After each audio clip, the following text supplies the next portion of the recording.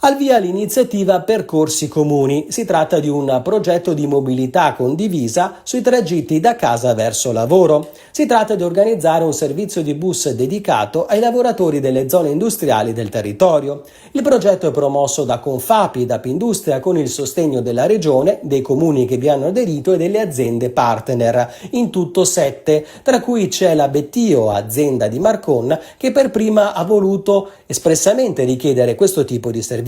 Come associazione tutti i giorni ascoltiamo le esigenze delle aziende e le traduciamo in soluzioni.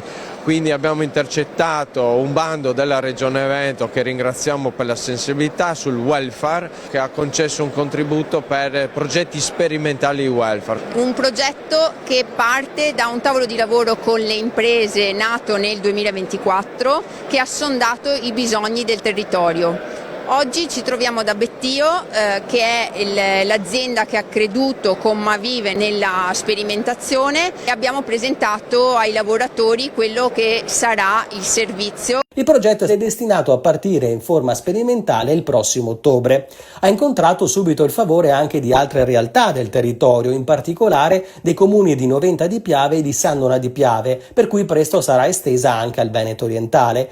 Partner specifico del progetto è Bus for Fun, una start-up con sede a Marghera che ha tra i suoi ideatori e fondatori Davide Buscato, sandonatese doc. Si parte da Marcon apripista, ma abbiamo colto il sindaco Teso, il sindaco Marian, molto sensibile a questo tema, e abbiamo esteso quei territori, ma non ci fermeremo perché tante altre amministrazioni anche della Riviera del Brenta e Miranese guardano con curiosità e interesse a questa progettualità, venendo anche agli incontri organizzati perché vorranno replicarla. Stiamo raccogliendo gli ultimi dati per poter essere probabilmente con i primi di ottobre operativi con questo servizio. Naturalmente il servizio poi sarà aperto anche agli altri, però un plauso ad aziende visionarie come la Bettio, che crede molto in questo progetto come servizio di welfare per i suoi dipendenti. L'azienda mette a disposizione un servizio per portare le maestranze da casa all'azienda e ritorno a sera. Sicurezza, sostenibilità